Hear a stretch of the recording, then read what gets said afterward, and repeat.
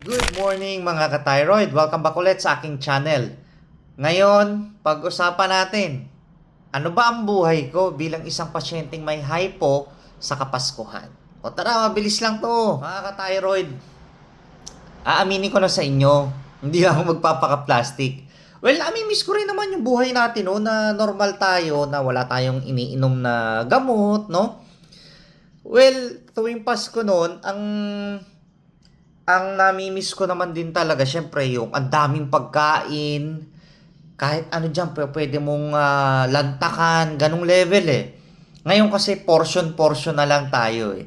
Matikman lang. Dati, nanay, pengi ako ng fruit salad. Ubus na kasi yung isang tasa ko. Round to ka ngayon. Ngayon, hindi na po pwede yun. Ngayon, minsan nga, hanggang 2 kutsara na lang ako eh. Ganong level na lang eh. Pero ang pinagpapasalamat ko sa Panginoon, buhay po tayo, malakas. Nakakatikim pa rin naman tayo, lechong kawali. Kumakain pa rin naman ako. Pero syempre yung portion na lang. Siguro lechong kawali ko mga gantong size na lang ng power bank, no? Ganong size na lang. Tapos, buko salad. Mga 2 kutsara, okay na ako. May cake. O kalahating slice na lang ng cake. Ganon na lang. Nagpapasalamat pa rin ako. Thankful pa rin ako kahit ganito na ang kondisyon nating may hypo tayo. Dati akong hyper, ngayon naman tawag dito hypo, no? Actually dati nung Pasko, pamorningan pa pero syempre nakaraan na 'yon, no? Way back 2008, 2010s, mga ganyan. Literal na iinom kami sa 20 after ng simbahan ng 24. Iinom kami. Nandiyan pa yung nakasigarilyo ko, no? Pero syempre, hindi ko na nami-miss yun. Ayoko na ng ganong buhay.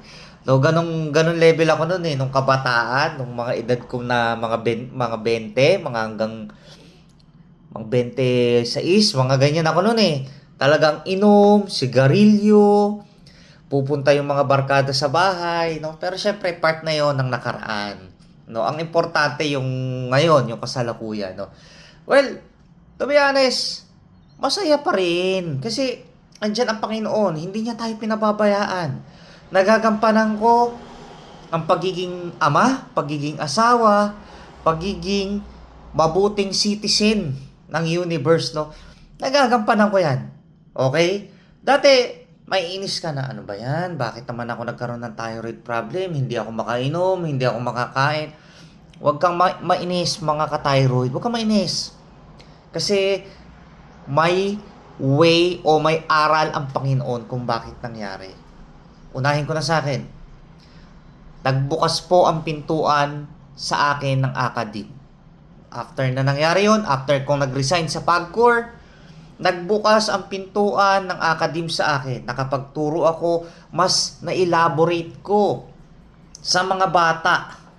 Ano ba yung problem sa thyroid, problem sa ganito, epekto ng thyroid problem sa iba't ibang sistema ng katawan. Mas naituro ko sa mga bata yan, and awa ng Diyos, na-inspire ko naman sila bilang isang mga estudyante na ngayon naman nagdodoktor na. Sobrang thankful ako at ganun pala ang naipunta ko na aral sa mga bata. Pangalawa, nagbukas ang pintuan ng social media sa akin. Ngayon, kaharap kita na nanonood. Okay? Nai-spread natin ang awareness pagdating sa thyroid health, pagdating sa mga thyroid problem. Okay? So, nagpapasalamat ako kahit ganito yung nangyari sa atin. Hindi lang basta sa handaan, dahil hindi na tayo makakain ng marami sa Pasko. Tanggalin na natin yun. Okay? Nagpapasko ako bilang isang may hypothyroid.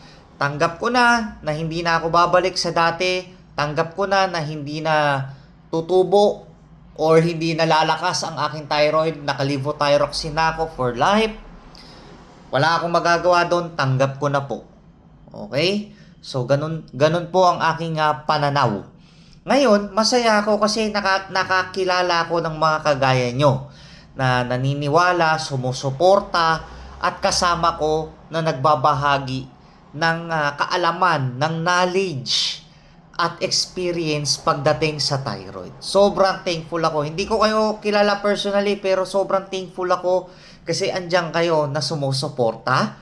At hindi lang ako ang nagbibigay ng awareness sa mga kasamahan nating may thyroid problem din kasi andyan ka. Okay? Sobrang thankful ako. Magpapasko ako ngayon. Nakasama ko kayo. Ilan na ba yung subscribers ko? Parang nasa 1,120 na.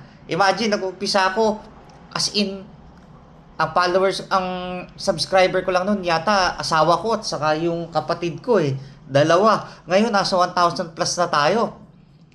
'Di ba? Yung pa lang, sobrang happy na ako. Kasi, yung 1,000 na yun, kasama ko na lumalaban at nagbabahagi para sa thyroid awareness. Ngayong Kapaskuhan at ngayong darating na bagong taon. Hello, ando naman yung nakakalungkot din naman talaga na hindi na ako babalik sa dati. Hindi natin ini-invalidate yung emosyon mo na yan. Ha? Hindi natin yan para sabihin na kaartehan lang yan. Naintindihan kita. Okay? Pero sa akin, ang perception ko dito o pananaw ko rito nangyari na kasi hindi ko na pwedeng balikan yung nakaraan. Sino bang tao ang gustong magkasakit? Wala naman. Syempre, sa atin, ito yung katawan natin Ito yung katawan natin na mayroon tayong kondisyon or ito yung tinatakbo ng sistema natin. No? Wala na rin tayong magagawa. Pero sa isang banda talaga, syempre tayo bilang pasyente, gawin natin kung ano yung dapat. Huwag na tayong makulit.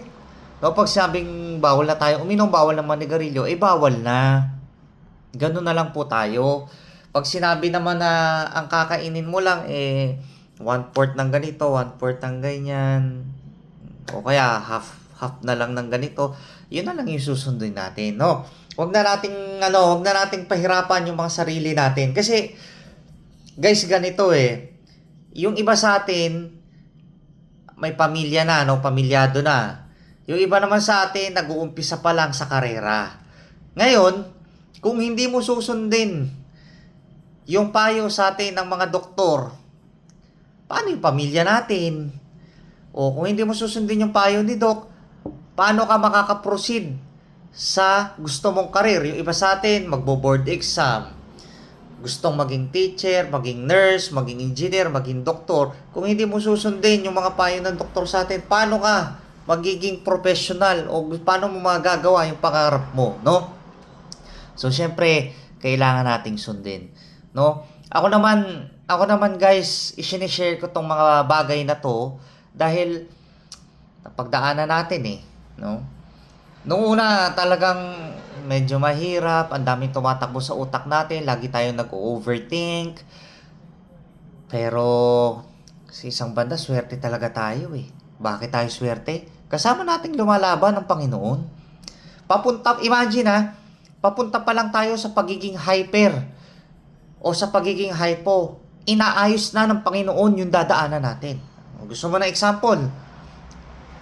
Bago pa lang ako ma-confine, nung way back 2018, dahil sa hyper, imagine, inayos na ng Panginoon yung dadaanan ko. Number 1 dito, kasama ko siya, syempre. Pangalawa, regular ako sa trabaho. Yung pa lang, laking bagay na. Hindi dahil may pambayad ka. Tingnan natin yung benepisyo. Na-confined ako, na-ER ako, na-confined ako ng ilang araw sa ospital, wala akong binayaran kahit piso. Kasi nga, may benepisyo ka. Inayos na agad ng Panginoon yung dadaanan mo. Pangatlo, dahil regular ako sa trabaho, may steady income ako. Okay, hindi man ganun kalakihan ang sweldo ko, may pambili ako ng gamot, may pambili ako ng pagkain ko. See? Kasama natin ang Panginoon. Di ba? Pangapat, may mga doktor po tayong nakikilala kaliwat kanan. Diba? Tinuturuan nila tayo sa buhay. Diba? Tinuturuan nila tayo kung ano yung gagawin, kailan ka babalik, kailan ka magpapalaboratory, ano yung iinumin mong gamot. Doon pa lang, panalo na tayo. Diba? Panglima, andyan po ang pamilya natin. Nakasuporta. Suportado tayo. Isa tayong pamilya, no? Pang-anim, may mga kagaya nating mga influencer, vlogger, kung ano man tawag natin dyan, na nagbabahagi ng kaalaman. Kasama natin, sama-sama tayong lumalaban. Ganong kagaling ang Panginoon. Papunta ka pa lang sa problema, inayos na niya yung dadaanan mo. Inaayos niya yan, hindi niya tayo iniiwan. Nauuna na siya. Ganon po kagaling ang Panginoon natin. See? Diba? Isipin mo, ang daming influencer ngayon na mga doktor, mga vlogger. Doon pa lang panalo ka na eh. 'Di ba? Nagbabahagi ng mga kaalaman, nagbabahagi ng mga iba't ibang management, technique, kung ano man tawag diyan. Nagbabahagi sila ng ganun. Plus isama na natin yung mga vlogger, mga influencer pagdating sa thyroid na may nakakausap na tayo ngayon. 'Di ba?